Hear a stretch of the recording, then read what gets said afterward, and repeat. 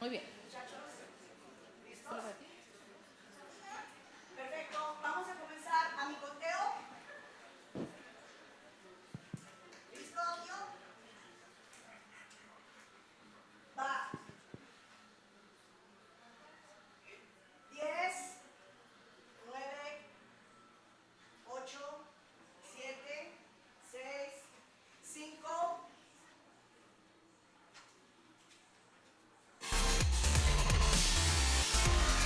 Bueno, muy buenas tardes.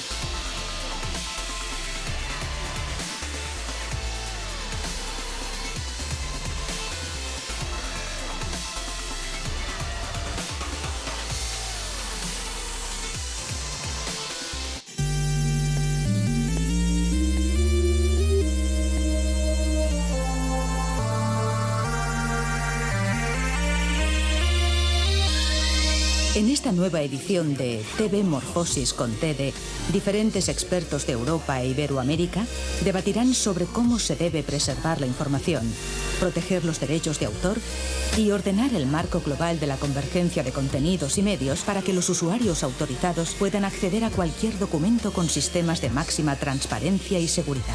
TV Morfosis con TEDE se celebra por cuarta vez en Valencia los días 29, 30 y 31 de octubre de 2018 en el Taller de Audiovisuales y en el Centro Cultural La Nau de la Universitat de València. Este año, además, la clausura es en la Filmoteca del Institut Valencià de Cultura.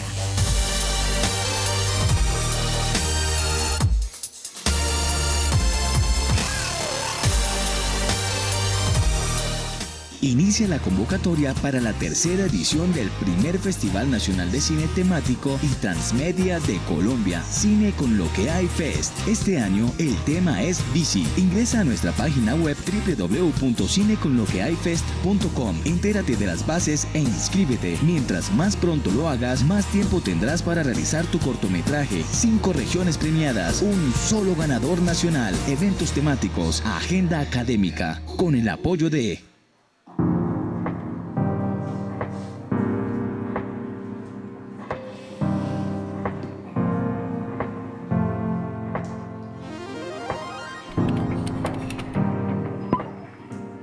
Las tecnologías de la información se han convertido en una de las herramientas más utilizadas por todas las personas para conocer acerca del mundo que nos rodea. Por eso la SAP también está en las redes sociales. En Facebook y Twitter podrás encontrar noticias, información, eventos y transmisiones en vivo. En Instagram podrás encontrar seminarios, cursos, capacitaciones y todo lo que te interesa saber de tu universidad. Y no te olvides de vernos todos los viernes a través de ESAP Noticias a las 8 de la noche por nuestros canales oficiales y aliados. Porque en el mundo digital todos somos ESAP.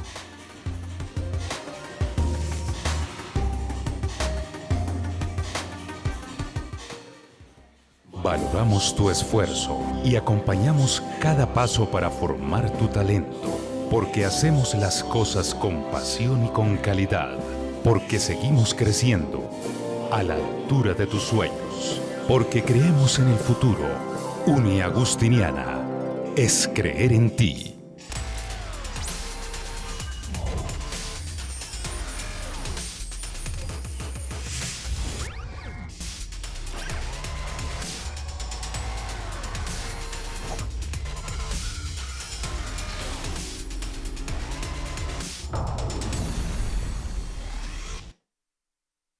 Bueno, muy buenas tardes. Los saludamos hoy desde la ciudad de Cali, que nos acoge en la versión número 6 de TV Morfosis Colombia. Hoy completamos 23 versiones de TV Morfosis en el mundo.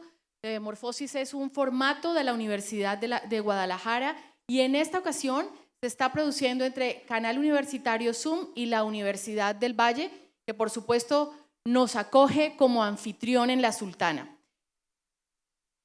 Y bueno, Quiero contarles que hoy vamos a arrancar con un tema de mucho interés. Quiero que veamos el spot a continuación que nos hablará sobre este primer programa de TV Morfosis, sobre los archivos audiovisuales y el acervo histórico que en ellos se contiene.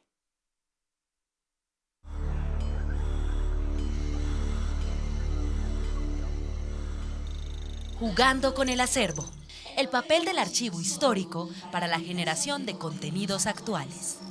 La memoria sonora y audiovisual es lo que representa la identidad de una cultura. Su preservación parte de rescatar sus ritmos y reseñas visuales, estimuladas y fomentadas por las experiencias artísticas en diferentes entornos académicos y culturales. ¿Qué retos enfrentan las instituciones que se encuentran en la digitalización del material audiovisual? ¿Cuál es el mejor mecanismo para socializar con los usuarios estos contenidos? ¿Cómo transformar acervos en archivos audiovisuales actuales? Bueno, como ven, el tema es álgido, complejo, implica muchos retos que tienen que ver tanto con el pasado como con el futuro de esta memoria. Nos acompaña un grupo de panelistas de primer orden. Por supuesto, no quiero arrancar a presentarlos sin darle las gracias a la Autoridad Nacional de Televisión, que ha patrocinado en gran parte este evento. Por supuesto, darle las gracias a la Universidad del Valle, que ha convocado a sus estudiantes. Creemos que es fundamental que en este tipo de programas participen los jóvenes, interactúen los jóvenes. Seguramente muchos de estos retos que plantearemos acá tienen que ser desarrollados por ellos desde sus distintas disciplinas. Así que, sin más preámbulos, presento a nuestros panelistas en esta tarde.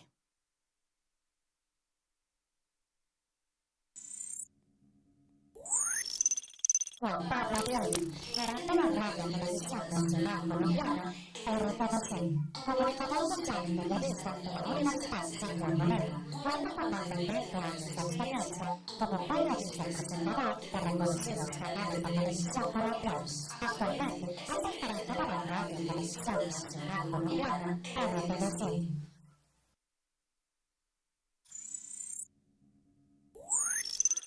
Carmen Viveros, docente Universidad del Norte, Colombia. Productora audiovisual, máster en teoría y práctica del documental creativo de la Universidad Autónoma de Barcelona. Docente e investigadora del Departamento de Comunicación Social y Periodismo de la Universidad del Norte. Diego Zavala, profesor investigador del Tecnológico de Monterrey, México, especialista en cine documental y documental interactivo, miembro del Comité de Selección de Documental Iberoamericano del Festival Internacional de Cine de Guadalajara. Actualmente es docente e investigador del Tecnológico de Monterrey de México. Fernando Vicario, secretario general de la Red Académica de Valor Compartido, Colombia. Licenciado en Periodismo y Ciencias de la Información, magíster en Altos Estudios Iberoamericanos. Es docente y secretario general de la Red Académica de Valor Compartido de la Cámara de Comercio de Bogotá y la Organización de Estados Iberoamericanos, OEI.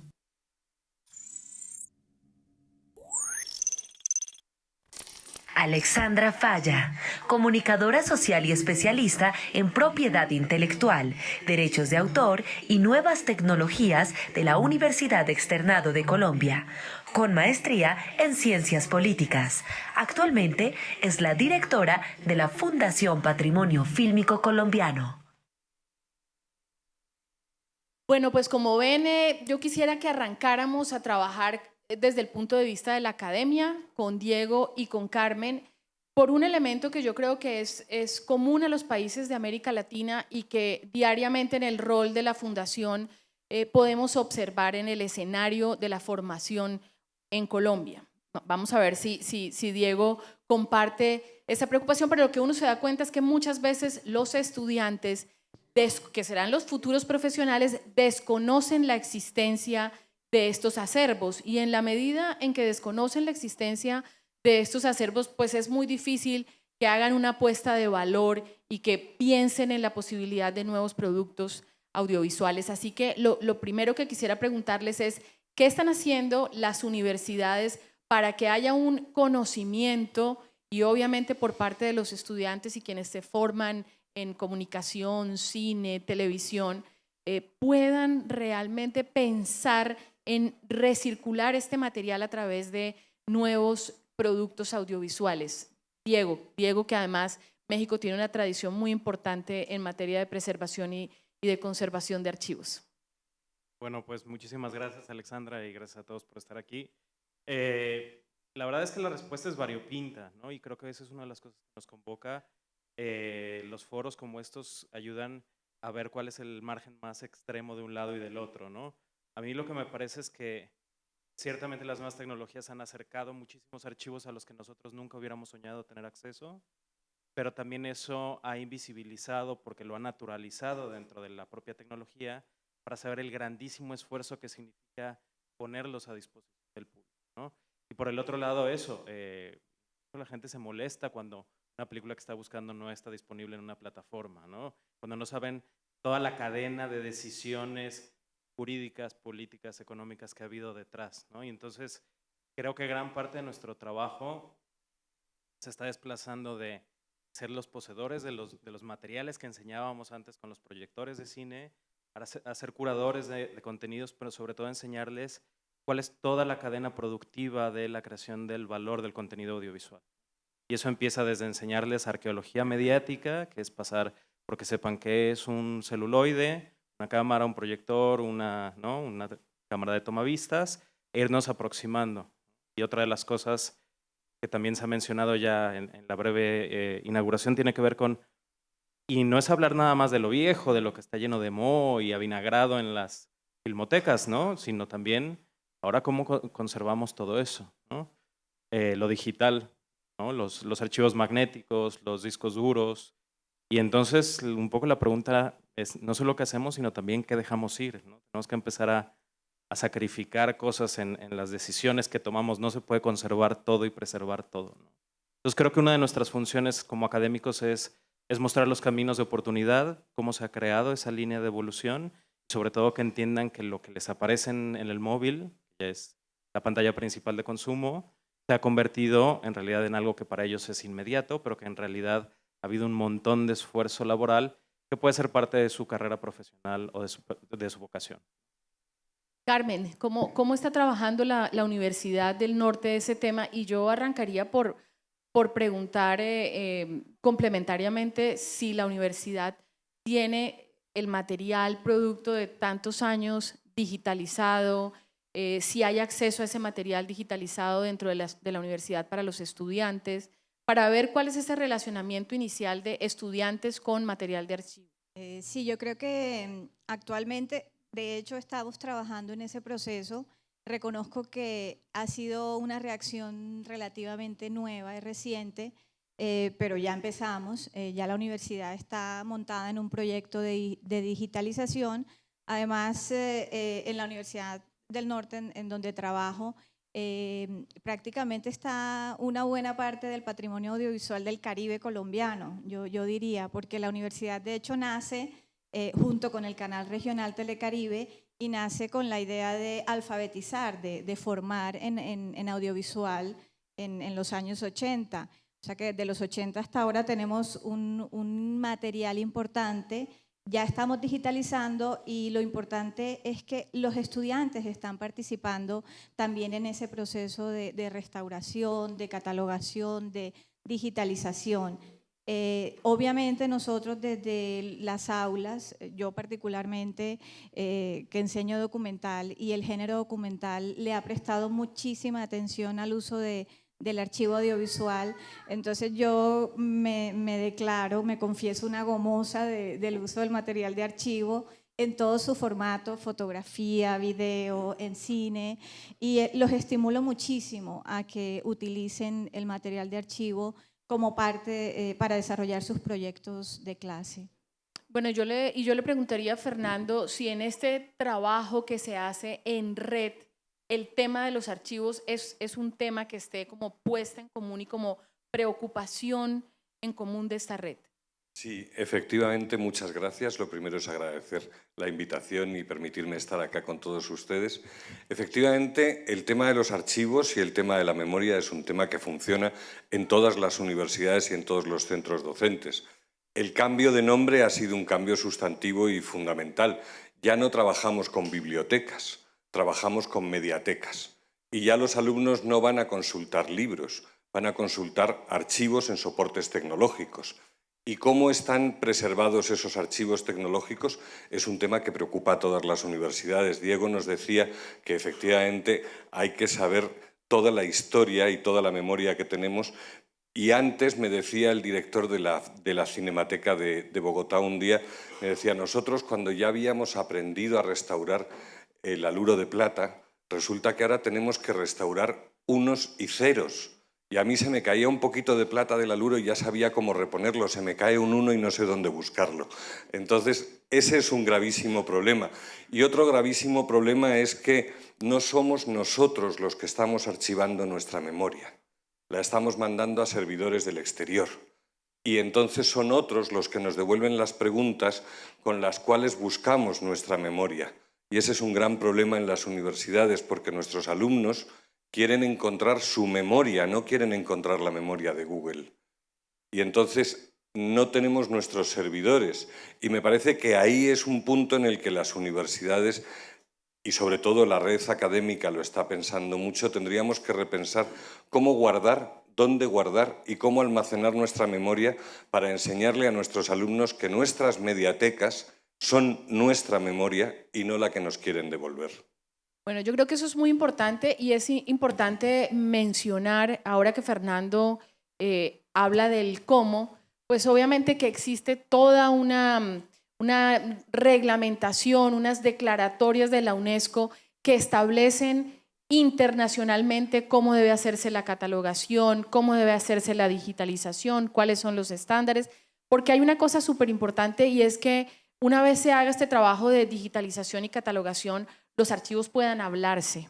Y si no están estandarizados, pues seguramente que no lo vamos a lograr. Pero vamos a aprovechar que tenemos aquí a Juan Pablo, que es el gerente del Sistema de Medios Públicos, RTBC, para que nos cuente un poco qué está pasando con ese archivo tan importante que está en cabeza de RTBC, que tiene ya más de 70 años de radio y casi que los mismos de televisión, un poquito menos de televisión, pero que más o menos estamos hablando de unas 200.000 unidades. ¿Cómo está haciendo RTBC para enfrentar este reto y cuál es la apuesta, Juan Pablo?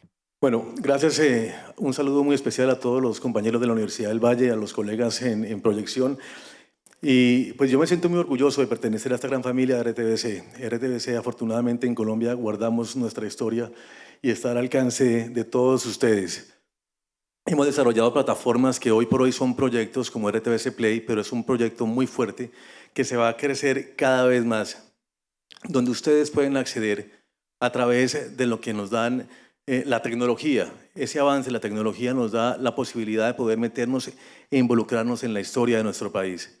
Ya son muchos archivos los recuperados, historias recuperadas, documentales recuperados, cada una con una historia increíble de cómo fue ese proceso de sacarlas de ese agujero negro del olvido, del agujero negro de haberlas encontrado en una caneca de la basura, como algunos documentales importantes de nuestro país que han sido recuperados paso a paso. Ahora viene un problema muy importante, que es el tema de financiación. El gobierno, afortunadamente, el gobierno colombiano ha entendido el proceso.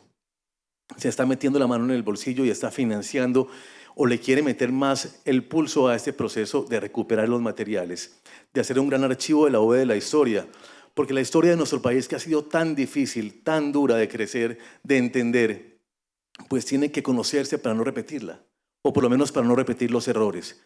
Entonces, el esfuerzo de RTBC hoy por hoy es hacer de que todos ustedes, los colombianos, todos los ciudadanos que están al frente de una pantalla de televisión, los ciudadanos que están al frente de una pantalla de algo digital, como una tablet o el celular, puedan acceder a los archivos de nuestra historia, con una fecha clara. ¿Qué quieren buscar? Van a la fecha, van al discurso, van al personaje, y hoy por hoy pueden encontrar gran parte de ellos. Bueno, Juan Pablo ha tocado un punto que es súper importante y que tiene que ver con la financiación, y es importante porque es el reto y es la problemática a la que nos enfrentamos todos los días los archivos audiovisuales, y ahí yo quiero preguntarles, desde la perspectiva de los cuatro, ¿cómo piensan la posibilidad de que un archivo, tanto en la universidad, en las universidades como en entidades públicas, pueda convertirse también en una unidad de servicios? Quizás eso está muy claro en los canales privados. Los canales privados tienen unos archivos, venden unas imágenes. Es claro también en el caso de una fundación como Patrimonio Fílmico que parte de sus ingresos son la venta de esas imágenes, pero ¿cómo proyectan dentro de las universidades y dentro de las entidades públicas la posibilidad de por lo menos hacer autosostenible? Seguramente que a través de la venta de imágenes un archivo no va a hacer dinero ni va a obtener grandes ganancias, pero por lo menos va a lograr que se siga financiando la digitalización y bueno, ahora vamos a hablar más adelante del almacenamiento digital que también cuesta un dinero. ¿Cómo ven eso en las universidades? La posibilidad de que una unidad se convierta en una unidad de servicios al exterior, no solamente usada por los estudiantes, sino que también pueda facilitarse a productores independientes, tanto de cine como de televisión. Diego. Bueno, o Carmen, si quien quiera arrancar. Bueno, yo creo que en este caso son fundamentales las alianzas, ¿no? Las alianzas público-privadas. Y yo creo que en la universidad en ese sentido ha venido trabajando bastante con el canal regional, ya lo mencioné, pero también con instituciones públicas como la gobernación o la alcaldía, que también hay un archivo departamental. Entonces creo que, y además la universidad, la academia en general, como su misión fundamental es transformar la sociedad, que todo el conocimiento que producimos en las universidades pues tenga un impacto real en el entorno social, en la medida en que desarrollemos contenidos a partir de esos archivos que puedan tener un impacto. Yo creo que ahí podríamos atraer fuentes de financiación gubernamentales, privadas, incluso de la empresa privada y de cualquier otro organismo financiador. En la universidad tenemos una experiencia ya previa trabajando con archivos arqueológicos. De hecho, hay un museo dentro de la universidad, el Museo Mapuca, que recupera un corpus arqueológico muy importante que documenta a los pueblos caribes, que son como las comunidades indígenas que habitaban el Caribe, y ellos están ya haciendo, o ya están hechas alianzas con el grupo Smithsonian. Entonces creo que también hay que mirar hacia las fuentes de financiación, los organismos internacionales, que en ese sentido podrían coadyuvar al desarrollo de esta misión. En mi caso, que participo más bien de una universidad privada, creo que es muy difícil todavía, no solo de las universidades privadas, sino también de muchas de las empresas, es decir, de las instituciones, ¿no?, de financiación privada, que no tienen conciencia respecto de los archivos, de su propia condición de, ¿no?, ser en el tiempo, digamos.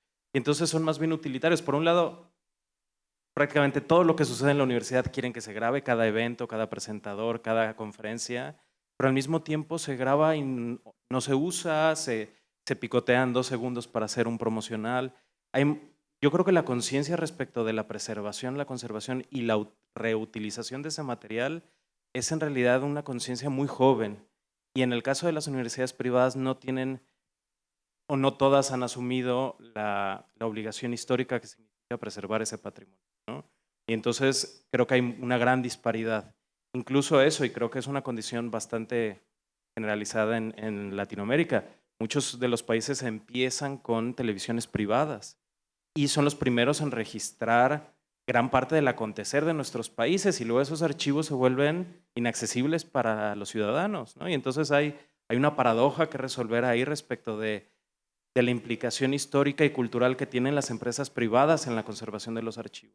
Y hay que ser muy críticos al respecto también, ¿no? Pues ahí el modelo colombiano, y le voy a dar la palabra a Juan Pablo, pues es un ejemplo porque por muchos años y aún subsiste el sistema mixto de televisión en donde los programadores, la red es pública, pero los programadores son privados y sus archivos obviamente les pertenecen. Es que este ejemplo cae como anillo al dedo, sí.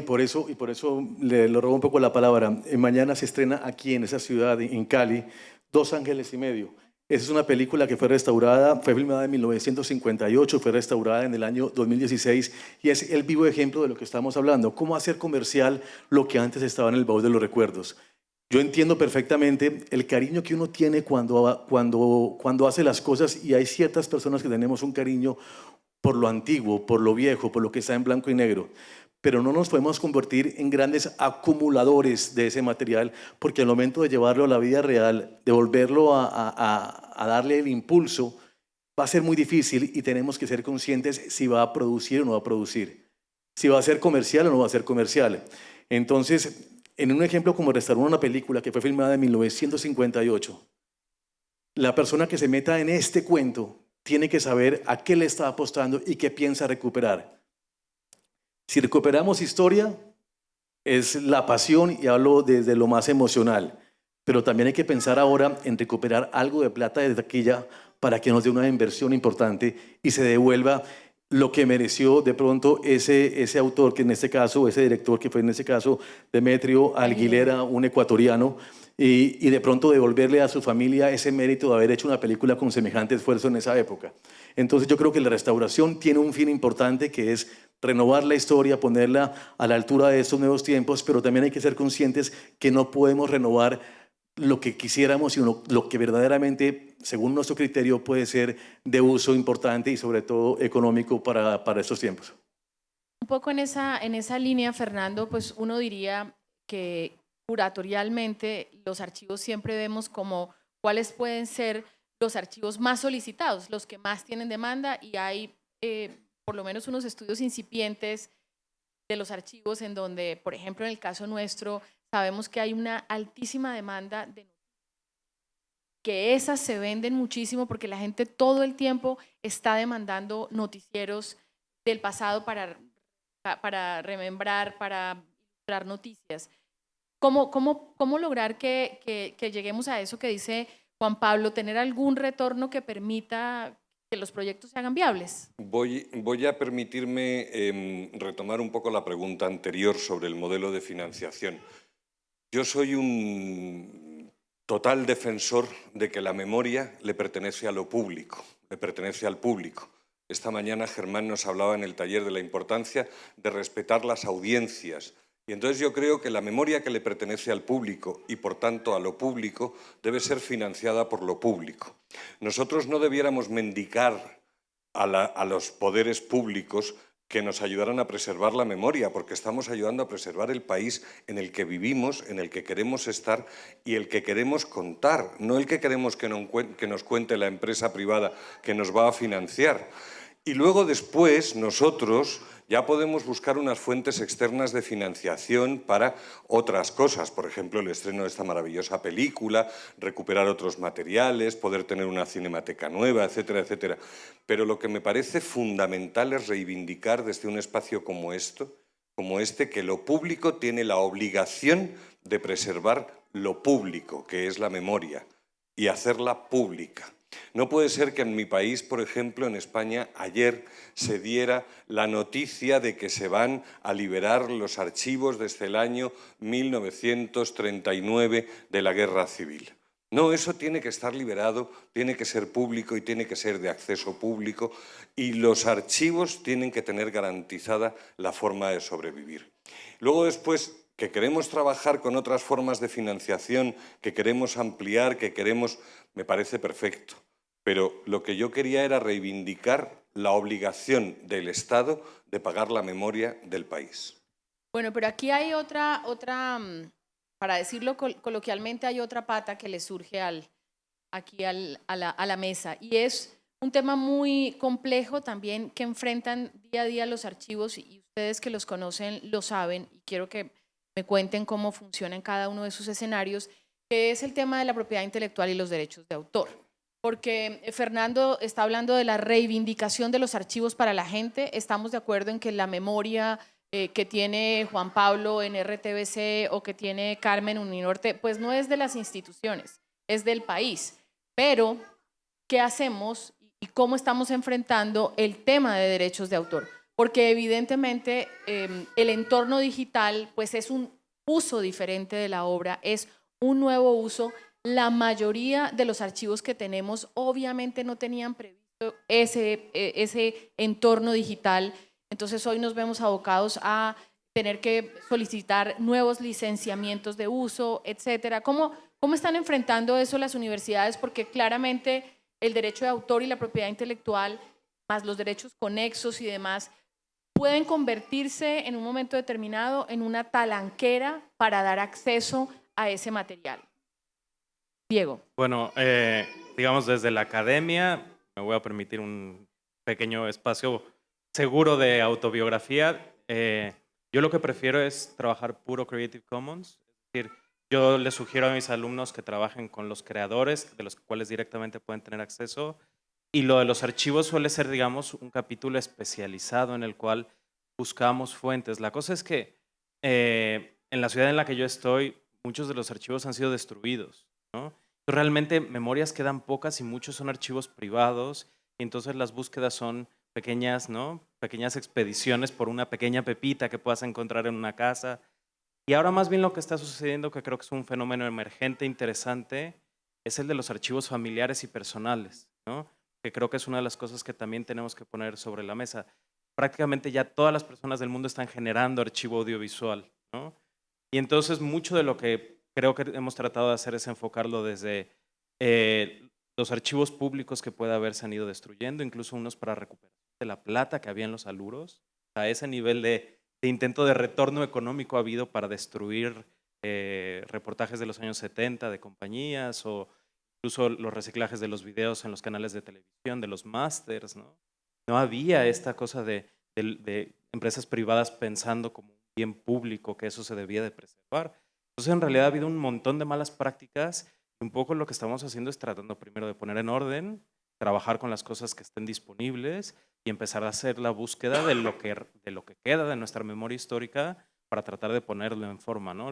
La Cineteca en Jalisco se acaba de inaugurar este año, ¿no? Es decir, son procesos realmente recientes que están pasando, y las televisoras, las públicas, tienen bastantes problemas con los archivos, más o menos los empiezan a gestionar porque llevan poco tiempo, pero las privadas prácticamente todo el material que tenían lo destruyeron. Entonces nos enfrentamos a un reto bien grande de ser unas, a veces, culturas sin memoria audiovisual.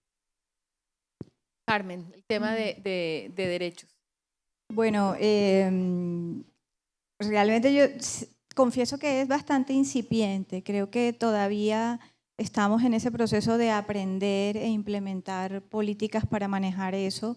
Desde la academia, hablo a nivel institucional, desde las prácticas en el aula, pues coincido en parte con Diego, se promueve mucho la utilización de archivos que sean de libre circulación, Creative Commons.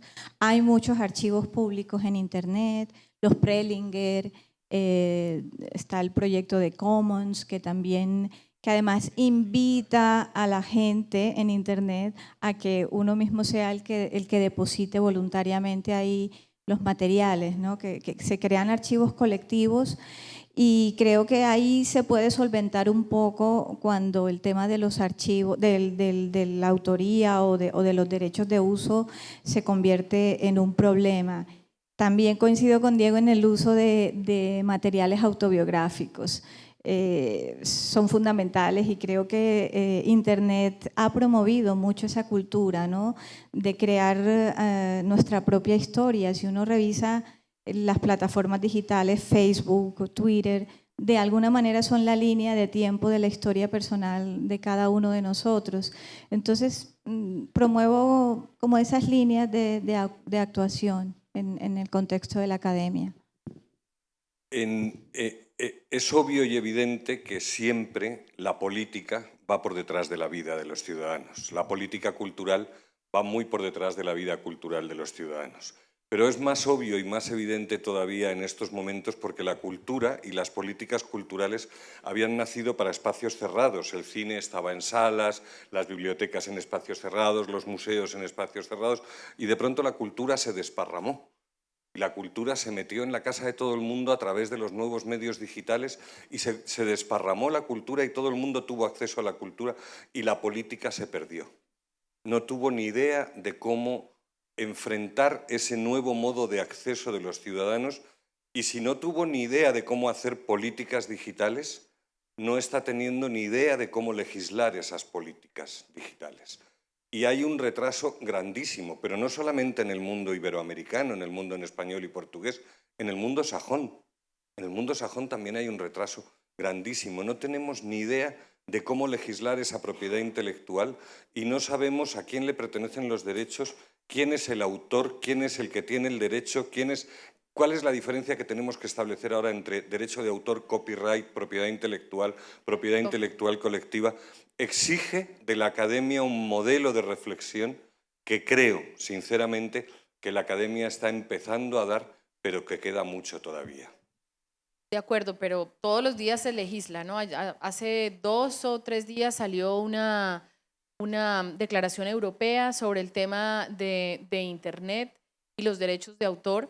Y evidentemente sí habría que decir que en Colombia, por ejemplo, es un tema relativamente reciente esa preocupación. Cuando uno ve los archivos del pasado, nadie firmaba derecho de imagen, nadie ni siquiera legalizaba un contrato de coproducción, entonces son unas búsquedas, como dice Diego, detectivescas y en ese sentido quiero que nos cuente un poco, Juan Pablo, la experiencia frente a esa problemática del derecho de autor y el hacer asequible el material del que se dispone. Justamente hace unos días tuvimos un problema, digamos que se pudo solucionar rápidamente porque una persona de manera irresponsable subió a las redes sociales un producto periodístico hecho recientemente en uno de los programas o en uno de los canales de RTBC. Afortunadamente se pudo bloquear en las redes sociales, pero ya estaba navegando, ya había pasado, es como cuando se tira una moneda al mar, ya se fue. Uno trata de poner una mano, trata de poner la otra, y no la alcanza, ya hizo piso, ya se fue, no la alcanzamos a cogerla. Pero pudimos frenarla porque fue reciente y porque, digamos que trabajamos como empresa sólida en nuestros contenidos y tenemos esos derechos reservados de nuestros productos como empresa de televisión y de medios. Pero mi pregunta es si realmente se puede contener lo que pongamos nosotros a conocimiento del público, que en ese caso me refiero es lo que pongamos a rodar en las redes sociales. Verdaderamente existe la legislación, existe la escuela, la universidad va a ser capaz de determinar cómo frenar ese contenido que se hace público y se fue a lo público. Yo no sé hasta qué punto valga la pena darse la pelea de empezar a buscar, yo fui el que lo hice, yo fui el que lo creé, pero también fui el que lo subí. Y yo lo consumo, y si lo consumes tú, lo consume el otro, y empieza el efecto dominó. No sé hasta qué punto esa pelea se pueda dar, sí se puede dar, me refiero hasta qué punto se pueda ganar. Yo creo que llega el momento de desprenderse de algunos materiales, llega el momento de desprenderse de ese ego, de su propia autoría, y dejar que otros consuman y se lo lleven. Y ser consciente que esto no es de nadie, y es de todos. Es como entrar a un parque, entonces yo entro a un parque que es público, asimismo entra la información a lo público y lo utiliza cualquiera, el columpio, la balanza, el rodadero, lo como quieran. Hay diferentes atracciones y se va a ir por ahí. No hay forma de devolverlo. Hay que aprovecharlo, de pronto quisiera yo. Pero pensar ahora que los derechos de autor son fuertes, que son responsables, creo que suena más a poesía que a lo que podemos hacer en la vida real actualmente con el tema de las redes sociales. El entorno digital realmente sí ha implicado un reto gigante. Sin embargo, hay plataformas que tienen unos buscadores mucho más efectivos que otras, ¿no? Es decir, uno ve que un uso de una canción no autorizada en YouTube de inmediato bloquea. Nosotros, por ejemplo, Fundación Patrimonio Fílmico, en permanente hacemos reclamaciones de material que se encuentra en la red y que ha sido subido sin autorización y de inmediato se baja, pero claramente es desgastante y no alcanzaría el tiempo para estar mirando. Un ejemplo en Colombia. Ustedes van en su carro, en un bus, oyendo música. Y entonces el autor de la canción que va pasando tiene el derecho, pública, tiene el derecho de cobrar su derecho de autor por lo que está sonando, y entonces aquí está Saico y Asimpro y operan directamente, pero no alcanza la legislación para hacerlo realidad. No alcanza el autor a recibir cada vez que reproducen su música o cada vez que uno lo oye, y uno termina siendo, aunque no lo quiera hacer, pirata en el consumo de contenidos, porque llegan de una manera muy fácil, se consumen muy fácil y los dejo ir igual. Entonces no me quedo con ellos, sino que quedan flotando en el ambiente. Es por eso que lo veo muy difícil. Sí, es complejo. Yo quisiera, ya que hemos empezado a abordar el tema del entorno digital y de las nuevas plataformas, plantear algo que con mucho atino expresó Enrique Vargas en su intervención inicial y que tiene que ver con hemos hablado hasta ahora de los acervos históricos y del pasado, pero es muy importante entender que hoy estamos construyendo la memoria del mañana y que allí tenemos también unos retos gigantescos que implica el almacenamiento digital. Países como Francia o Inglaterra fácilmente pueden tener 3 backups completos de sus archivos, tienen los recursos para hacerlo, tienen uno en la ciudad, tienen otro afuera de la ciudad, tienen otro en la nube, tienen uno en un servidor, pero es claro que cuando uno va, por ejemplo, a los congresos internacionales de la FIAF, que es la Federación Internacional de Archivos Fílmicos, o de la FIAT, que es la Federación Internacional de Archivos de Televisión, pues los países tanto de África como de América Latina no tenemos los recursos para tener ese backup. Y en ese sentido la pregunta estaría enfocada a cómo estamos abordando el tema del almacenamiento digital, que evidentemente ha mostrado cierta fragilidad. Nosotros las cintas que tenemos hace 40, 30 años, le hacemos la prueba de vinagre, se limpia la cinta, se restaura y finalmente se ha logrado la digitalización. Un disco duro se daña y se dañó. A nosotros nos ha tocado mandar discos duros a Estados Unidos y se pierde el trabajo de un mes y se logra recuperar el 10, el 20. Entonces, ¿cómo están abordando desde las universidades y desde las entidades el tema del almacenamiento digital, que sin duda alguna pues es la construcción de la memoria del mañana? Mal.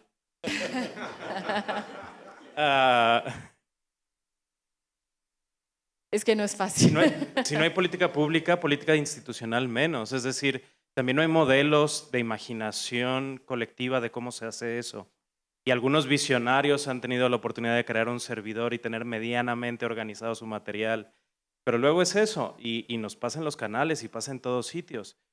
Contratas al becario para no pagar mucha plata con el camarógrafo y para una nota de 1 minuto tira 2 horas de material. Y luego nunca califica el material y llega y lo tira al archivo, ¿no? Y estás acumulando archivo de una cosa inútil que nunca tiene ningún sentido, ¿no? Y entonces las universidades, tenemos que hacer un video para los graduandos de este año y no han revisado el material que tienen y a veces no tienen ni los teléfonos de las compañías que les hicieron esos videos. Es decir, no hay una sistematización, no hay unos protocolos claros, no hay un guardado de esos materiales. Muchísimas tocan de oído. O sea, finalmente, y además es muy grave, a veces los propios profesores tenemos que empezar a hacer dentro de las instituciones ese pequeño trabajo de, oye, ¿cómo estás guardando tus archivos? ¿Cada cuánto estás cambiando tus discos duros? ¿Quién los tiene? ¿Qué discos duros son? ¿No? ¿Qué versiones estás utilizando? Y lo que siempre te dicen es, en el caso de que haya habido celuloide pasado a digital, ya lo digitalicé. ¿Dónde lo guardaste? En un disco duro. En un disco duro. No, mano, espera, ¿no? O sea, entonces creo que también esta idea del digital como panacea, muy peligroso, de la nube como espacio eterno, es peligroso, que no se sabe realmente qué es una preservación de un formato digital, ya no digamos la triplicación para asegurar la conservación histórica de eso como parte de nuestra memoria colectiva, ¿no? Y entonces eso, van tocando de oído y van haciendo lo que pueden y de repente dicen, oye, mira aquí tenemos estos videos en MiniDB, búscate a alguien que te los pueda pasar a un USB, ¿no? Esta idea como de no haber una articulación clara de cuál es toda la línea de producción de ese contenido. Y entonces creo que pues tenemos que empezar por casa siempre, ¿no? ¿Cómo vamos a empezar a organizar esos materiales, ¿no? En universidades que tienen mucho tiempo, pues es un reto enorme. Para nosotros, por ejemplo, en mi caso, el programa de comunicación tiene 20 años, ¿no? Se podría hacer sin mucho problema, ¿no? Entonces, habrá que empezar a ver cómo lo abordamos, ¿no? Carmen, ¿hay políticas de almacenamiento digital en la universidad? ¿Hay algún manual que le diga a profesores y estudiantes cómo ir guardando esa memoria? Yo diría que no, porque si hubiera, creo que yo las conocería y ahora que hago la reflexión, nunca he visto un manual o un catálogo que nos instruya al respecto. Espero que las haya. Bueno, el material físicamente ha ido mudando. Yo recuerdo haber entrado al cuarto donde estaban Umatics, Betacam, VHS, y la última vez que pasé por ahí, que fue creo que la semana pasada, ya no los vi ahí. Entonces supongo que lo han movido hacia un lugar en donde está en mejores condiciones. Coincido, está claro, es obvio que el soporte digital es muy vulnerable. Eso lo sabemos, es una verdad a gritos. Ayer hablaba precisamente con Miquel Francés y él me contaba algo que yo no sabía, que es que ya hay alguna serie de algoritmos resueltos que están planteando la transmisión de información y almacenamiento a partir de lo cuántico, de la física cuántica. No sé, imaginémonos cómo van a ser esos soportes. Parece que ese es el problema, que los algoritmos ya están, pero falta como el desarrollo de infraestructura. Entonces creo que ahí tenemos como una reflexión interesante, porque la cosa va a seguir cambiando y es probable que vaya a peor, ¿no? Entonces creo que tenemos mucho camino por recorrer y mucho por hacer también. Fernando. Esto que acaba de tocar Carmen es una cosa importantísima. O sea, si los ordenadores que tenemos ahora se mueven por bits, ya están funcionando los qubits, que son los bits cuánticos. Y eso ya está funcionando y multiplican por millones la velocidad y la aceleración. Yo, como tú decías antes, soy un nostálgico. O sea, a mí las culturas que se han formado a través de lo epistolar, ¿se acuerdan ustedes de aquellas cartas tan preciosas entre Jean-Paul Sartre y Simone de Beauvoir, donde nació el feminismo de verdad? ¿Qué va a pasar hoy con las cartas? ¿Qué hacemos con los correos electrónicos y con los que van a venir en qubits? ¿Qué vamos a hacer? ¿Y cómo vamos a trasladar el conocimiento? Creo que Diego antes decía una cosa que es importantísima. Nos toca decidir qué vamos a guardar, cómo lo vamos a guardar y dónde lo vamos a guardar. Pero nos toca decidirlo a nosotros. No podemos seguir empeñados en que nos guarden la memoria en servidores que no están en casa. Porque al final nos van a decir, uy, esa memoria la perdí.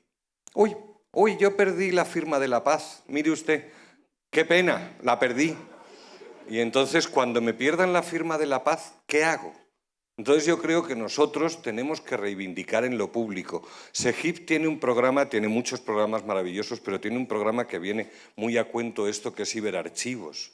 Iberarchivos se está planteando... Ibermemoria. El de Ibermemoria. Y entonces se están planteando muy seriamente todas estas cosas, que lo que tenemos que hacer en Iberoamérica, pero especialmente en América Latina, es aprender a gestionar nuestro conocimiento. ¿Y por qué dicen ustedes que yo hablo de América Latina especialmente? Porque vivo en América Latina desde el año 86 y todo el tiempo que he vivido en América Latina y me he ido encontrando con sucesos maravillosos de la historia de este continente desde el 86 hasta el 2018, cuando los busco no los encuentro, pero cuando los busco en Estados Unidos y en universidades de Estados Unidos los encuentro siempre. Eso me preocupa mucho. Yo llego a una clínica, para el ejemplo de la digitalización. Llego a una clínica con el historial de mi hijo, de urgencias. Vuelvo y le cuento todo lo que ha pasado con el chino. Y después, a los 2 meses, nuevamente con una gripa mortal, otra vez a la clínica, y tengo que volverle a contarle toda la historia. Pero le digo, ¿tú no estás digitalizando la información? ¿No hay un archivo, no hay un histórico de lo que está pasando acá? Sí, ¿por qué no funciona? No, es que... pues no tengo el sistema, no tengo, entonces estamos perdiendo el tiempo. Algo pasa similar con lo que estamos haciendo al momento de almacenar las cosas. Las estamos guardando, pero no sabemos cómo utilizarlas o cómo hacerlas propias. Pero hay una ventaja que les puedo contar. En RTBC Play, que es el presente de la televisión en Colombia, no es el futuro, es el hoy, se está preparando para que nosotros tengamos ese acceso a la mano, para que todo ese gigantesco archivo que tú conoces muy bien, va a estar a la mano en una forma de democratizar lo público, porque lo público es el derecho de la televisión pública. Y tiene que estar a la mano, así como hay evoluciones. Yo venía ahora en el avión y estaba pensando en si la innovación se convierte en una amenaza a lo tradicional. Y pongo algunos ejemplos. Google se comió a páginas amarillas, donde uno encontraba todo. Ahora lo tenemos en Google. Airbnb acabó con la fábrica de los hoteles. WhatsApp está acabando con operadores de telefonía móvil y fija. y lo tenemos literalmente a la mano. También pasa con las redes sociales, la amenaza de los medios de comunicación, Uber con los taxis y Netflix con la televisión. ¿Qué tenemos que hacer? O les cuento qué estamos haciendo, por lo menos acá. Tenemos que ser creativos, que es donde hablábamos de la economía naranja en un principio. Y la creatividad va de la mano de lo público, no de la mano de lo privado. Y la creatividad es una obligación permanente que tenemos que fomentar quienes estamos al frente de la televisión pública y de la radio pública del país. Si nosotros no tenemos un departamento fuerte de personas que piensen más allá de las paredes, más allá de sus propias fronteras, y empecemos a imaginar cómo sobrevivir en ese entorno de televisión privada, de televisión por cable y de televisión por contenidos a nuestro alcance, la televisión pública, mis queridos amigos, va a desaparecer, y va a desaparecer con ella todos sus archivos históricos. ¿Qué tenemos que hacer? La rueda ya está inventada. Tenemos que inventarnos en qué carro nos montamos con esa misma rueda. Pero si la televisión pública sigue pensando que lo público es lo barato, que lo público es de mala calidad y que lo público es lo que sale en blanco y negro porque me gusta la historia, estamos mal. Lo público tiene que ser de calidad. Lo público tiene que ser recuperar lo histórico que verdaderamente nos sirva para no olvidar de dónde venimos, que nos enseña para saber para dónde vamos. Y lo público es nuestro y tenemos que acceder a él fácil, sin la imposición de una parrilla, sino con la imposición de nuestro propio dedo en el control remoto. Pues bueno, los invitamos a participar a través de nuestras redes sociales. La idea es que no solamente quienes nos acompañan presencialmente, sino quienes nos acompañan vía streaming puedan opinar y puedan, por supuesto, hacer preguntas a nuestros panelistas. Como ven, el tema es un tema bastante candente, tiene muchas aristas y ya para ir rematando, obviamente no quisiera terminar sin que muy brevemente cada uno de ustedes, aunque lo hemos hecho de manera fluida durante la charla, pero quisiera que cada uno muy puntualmente me dijera el para qué. Es decir, hemos hablado del cómo, hemos hablado de los problemas que enfrentamos en ese cómo, pero un poco lo que quiero desde cada uno de las perspectivas del trabajo que ustedes realizan es el para qué de la memoria, que me parece que finalmente es lo realmente esencial. El resto son elementos accesorios, pero aquí el tema central es la preservación de la memoria audiovisual. Entonces, muy brevemente, cada uno, ¿para qué? Diego, te toca arrancar siempre a ti, fíjate. Yo retomaría un poco una idea que creo que los problemas que enfrenta el archivo se ha comido del título original, que era cómo hacer contenidos creativos con archivos. Parece que hay más problemas que soluciones posibles, ¿no? Y entonces, ¿para qué hacerlo? Porque yo creo que hay que conectar cosas que se están desconectando, que es el pasado con la innovación, ¿no? Creo que ese es un camino que estamos obsesionados porque todo sea nuevo y no nos estamos dando cuenta de lo que estamos dejando atrás. Y entonces, ¿para qué? Yo creo que es para reconectar muchas de las cosas que nos definen y también para enseñarles, y creo que este es uno de los retos de la academia y creo que es parte de mi vocación, enseñarle a otros más jóvenes a cómo hacerlo para que lo puedan hacer después. Es decir, creo que tenemos que crear una tradición de personas que sean conscientes de la necesidad de restaurar y de preservar patrimonio fílmico, audiovisual, magnético, sonoro, lo que sea que tengamos, ¿no? Y entonces creo que son esas dos cosas. ¿Para qué? Para poder hacer que las nuevas generaciones sea más fácil utilizar el archivo, pero también que sean conscientes de que es un trabajo constante que no va a parar nunca. Bueno, yo me apoyaría para responderte en un concepto de Tsvetan Todorov, que es un teórico de la memoria. Él habla de que la memoria, la naturaleza de la memoria debe ser ejemplar. También la llama la buena memoria, ¿no? Aludiendo a precisamente qué vale la pena recordar. Entonces, y nosotros aquí en Colombia lo sabemos perfectamente, es para qué recordamos o para qué guardar ese material que nos va a llevar hacia el pasado. Y tú hablabas de innovación. Yo creo que la naturaleza de la memoria es innovadora, porque la memoria no es una cosa estática, es plástica en el sentido de la plasticidad, ¿no? Uno cada vez que recuerda diferente. hay olvidos, es decir, el acto, el trabajo de memoria no se corresponde exactamente con lo que pasó. Ya lo dijo García Márquez, que la vida no era la que uno había vivido, sino cómo la recuerda para contarla. Entonces yo creo que uno recuerda precisamente para que esa memoria, para que ese trabajo de memoria sea ejemplar, ¿no? Que nos sirva para construir y pensar el futuro. Yo voy a seguir un poco la línea de pensamiento de Carmen ahora, porque creo que ¿para qué queremos la memoria? Para saber el tipo de futuro que queremos vivir. Cuando en España se sacó el Guernica de Picasso y se exilió a Estados Unidos y estuvo fuera, era porque no queríamos tener en nuestra memoria ni en nuestros museos aquella guerra. Para saber lo que queríamos tener en nuestra memoria lo tuvimos que volver a traer. En muchos de los museos latinoamericanos no hay afrodescendientes colgados en las paredes. Parece que quisiéramos pensar un futuro sin negros.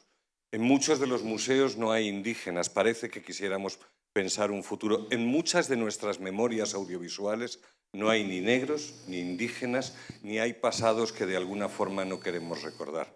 Entonces, ¿para qué guardamos la memoria? Toda la memoria. Este pleonasmo de la memoria histórica me parece un poco raro. Es como subir arriba o bajar abajo. Entonces, la memoria siempre es histórica. Entonces, ¿para qué guardamos la memoria? Para saber el futuro que queremos construir. Yo estoy completamente de acuerdo. La memoria es esa alerta que nos va a dar para dónde vamos. Pero la pregunta es que no queda otro camino. A nosotros nos toca ir es para adelante. No hay otro camino. Así quisiéramos quedarnos estáticos, de alguna u otra manera la inercia nos va a llevar es para adelante. ¿Y por qué? No porque estemos de últimos, sino porque hay mucha gente que ya está en esa ruta. Y nosotros nos volteamos a ver hacia atrás y hay gente que viene para donde estamos y nos va a pasar si no nos movemos. Eso pasa con la memoria. Yo vuelvo a preguntar, si la innovación es una amenaza o la innovación es la única fórmula de la supervivencia. Si queremos recuperar verdaderamente la memoria y que sea de acceso de todos nosotros, tenemos que innovar creativamente para cómo acceder a esos archivos y no dejarlos morir en los pasados, en los cassettes, en lo digital, en las redes. La única forma de atraerlos hacia nosotros es innovando creativamente. Pero esto, mejor dicho, las redes sociales a hoy no están inventadas. Esto no tiene techo. Hoy los que puedan saber de todo un poco lo que pasa en el mundo digital, mañana pueden ser analfabetas, porque la evolución de esto va al ritmo de un chasquido de dedos, así de fácil. El consejo que yo quiero seguir todos los días en mi vida y en mi trabajo es pensar que tenemos que innovar creativamente para hacernos realmente inmortales en este pedazo de la historia. La construimos no para que desaparezca, para que la gente pueda acceder a lo que nosotros hicimos. Bueno, yo quisiera sumarme a esta reflexión y aprovecho que aquí hay muchos amigos mexicanos y yo diría que la memoria es para no morir, porque una bella película infantil, pero creo que es para todos, plantea que realmente muere lo que se olvida, que lo que no se olvida nunca muere. Así que yo creo que la recuperación y la preservación de la memoria es precisamente para eso, para no morir como seres humanos, para no morir como sociedad, para no morir como naciones. Creo que hemos tenido un panel muy productivo. Quisiera señalar algunos de los elementos que concluyo de las intervenciones de quienes nos acompañaron en esta tarde, que aportaron bastante a una discusión que vemos que está como sin concluir y sin terminar. Y me parece que ese es un primer elemento. Frente al tema de la memoria, de la preservación y de los archivos, estamos en un constante aprendizaje. Estamos hoy, por ejemplo, he escuchado escenarios de expertos en donde, por ejemplo, plantean la posibilidad de volver a lo fílmico para la preservación, que a uno le parece extraño, pero así es. Entonces, nos encontramos frente a una temática que no ha terminado, cuya discusión no ha terminado, está en permanente construcción, porque creo que asimismo la memoria está en permanente construcción y siempre van apareciendo retos, soluciones, pruebas, errores, aciertos y desaciertos. Creo que Otro elemento que queda del panel de la tarde es, por supuesto, el compromiso institucional desde la universidad como parte de ese conjunto de lo público y de las entidades públicas que tienen clarísima la importancia de la preservación de la memoria, que no obstante estar en este ejercicio de prueba de error, lo están haciendo, lo están construyendo y están preocupados por la formación de estudiantes que sean conscientes de la importancia de ese archivo, que los conozcan y que, por supuesto, como planteaba el panel, hagan uso de ese archivo para recircularlo a través de nuevas producciones audiovisuales. No sé si alguno quiera mencionar algo adicional antes de despedirnos y consideren que hay algo que haya quedado por fuera. Juan Pablo. Yo brevemente digo que, digamos, en lo público debe ser una política de Estado de cada país y no una política de gobierno de turno. Y lo público se fortalece con lo que dejemos para que sigamos un camino en eso. Que no dejemos que lo público lo oriente el gobierno o la gerencia de turno, sino que lo oriente el derecho que tenemos todos nosotros a recibir la mejor información, tanto en radio como en televisión, y también lo que queremos acceder a la cultura y a nuestros propios recuerdos. El derecho de tener nuestra historia vigente al alcance de la mano solo lo puede dar la tecnología, y tenemos el derecho a exigirle, como tú lo decías, que sean los propios públicos, las propias entidades, el propio gobierno quien se tiene que meter la mano al bolsillo y garantizar que un país, una nación tenga el derecho a esa información. Bueno, muchísimas gracias a la ciudad de Cali por acogernos, a quienes nos están acompañando aquí en el auditorio y por supuesto también a quienes nos han acompañado a través de las redes sociales y de la transmisión vía streaming.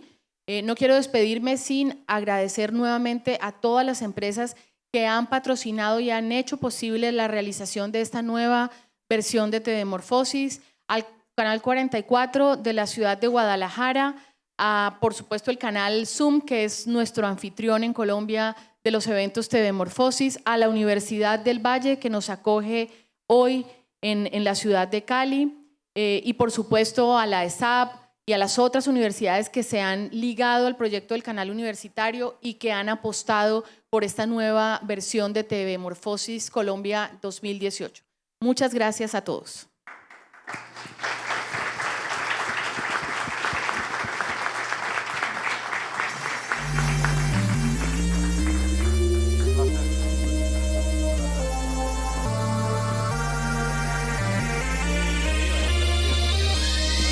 En esta nueva edición de TV Morfosis con TEDE, diferentes expertos de Europa e Iberoamérica debatirán sobre cómo se debe preservar la información, proteger los derechos de autor y ordenar el marco global de la convergencia de contenidos y medios para que los usuarios autorizados puedan acceder a cualquier documento con sistemas de máxima transparencia y seguridad.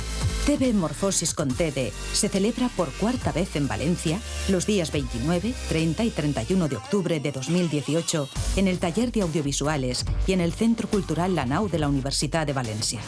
Este año, además, la clausura es en la Filmoteca del Institut Valencià de Cultura.